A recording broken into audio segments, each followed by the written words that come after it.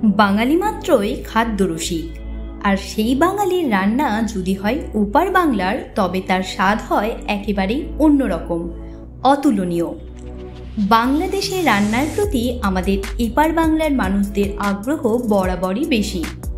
সেই টান, সেই ভালোবাসাকে আরও বাড়াতে এবং ঐতিহ্যের হাত বদল ঘটাতে আমাদের এই বিশেষ নিবেদন পদ্মাপাড়ের শ্যামার হেসেল। আমাদের এই নিবেদনের দ্বিতীয় পর্বে আমরা হাজির হয়েছি বাংলাদেশের একেবারে ঘরোয়া, সহজ এবং অত্যন্ত সুস্বাদু একটি রেসিপি নিয়ে, যেটি হলো চিংড়ি মাছ দিয়ে লাল শাক রান্না। গরমকালে এই পদটি জিভের আরাম দেয় এবং যা গরম ভাতের সঙ্গে পরিবেশন করলে সবাই প্রশংসা করবেই করবে। তাহলে চলুন দেরি না করে জেনে নেওয়া যাক পদ্মাপাড়ের শ্যামার হেসেলের এই বিশেষ রেসিপিটি। লাল শাক ও চিংড়ি মাছের এই পদটি তৈরি করতে কিছু উপকরণ প্রয়োজন। সেগুলো হলো লাল শাক 1 আঁটি, চিংড়ি মাছ পরিমাণ মতো, কাঁচা লঙ্কা 5 থেকে 6টি, রসুন 8 থেকে 10 কোয়া, সামান্য হলুদ গুঁড়ো, লবণ পরিমাণ মতো। রান্নার জন্য লাগছে তেল এবং সামান্য ফোড়নের জন্য কালো জিরে।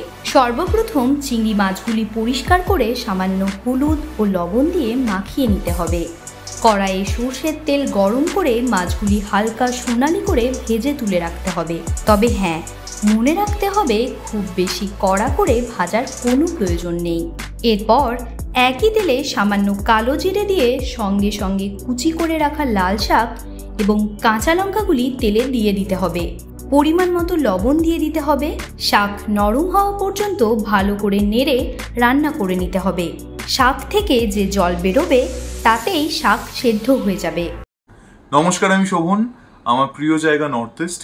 আগামী 26শে অক্টোবর রবিবার দিন আমি আসছি আগরতলায়, প্রায় অনেক বছর পরে গান শোনাতে। আগরতলা রবীন্দ্র ভবনে হবে আমার অনুষ্ঠান, তাই কেউ মিস করবেন না। সবাইকে আসার অনুরোধ করব। ত্রিপুরার 1 নম্বর টিভি চ্যানেল হেডলাইন্স ত্রিপুরা ন্যাশনালে শারদ সম্মানে গান গাইবো আমি, তাই সবার সাথে দেখা হচ্ছে।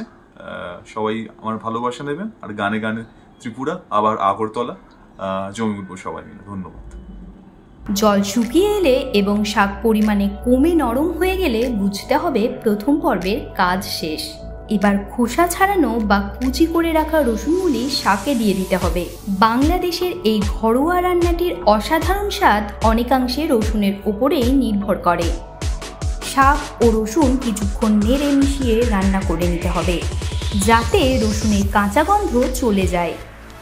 এরপর যখন শাকের সঙ্গে রসুন হালকা ভাজা হয়ে সুগন্ধ বেরোবে, ঠিক তখনই আগের থেকে ভেজে রাখা চিংড়ি মাছগুলি শাকে মিশিয়ে দিতে হবে। সাবধানে মেশাতে হবে যাতে মাছ একেবারে না ভাঙে। এরপর সামান্য জল দিয়ে শাক ও মাছের মশলা ভালোভাবে মিশিয়ে দিতে হবে। মাছ আর শাক ভালোভাবে রান্না হয়ে গেলেই নামিয়ে নিতে হবে। এই পদটি অবশ্য গরম ভাতের সঙ্গে পরিবেশন করা যাবে। এর সাধারণ স্বাদের গভীরতা নিশ্চিতভাবেই সবার প্রশংসা আদায় করে নেবে। সাধারণ উপাদানে অসাধারণ স্বাদ, এটাই হলো বাংলাদেশের রান্নার বৈশিষ্ট্য। আশা করি পদ্মাপাড়ের শ্যামার হেসেলের এই বিশেষ রেসিপিটি আপনাদের খুব ভালো লাগবে। পরের পর্বে আবারও দেখা হবে অন্য কোনো নতুন রেসিপি নিয়ে। ততক্ষণ দেখতে থাকুন হেডলাইন্স কলকাতা। আনন্দ আর ভালোবাসার দীপ্তিতে গড়া সমুজ্জ্বল পরমা, ঠিক তোমারই মতো। শ্যাম সুন্দর কোম্পানি জুয়েলার্স, আগরতলা, উদয়পুর, ধর্মনগর, কলকাতা।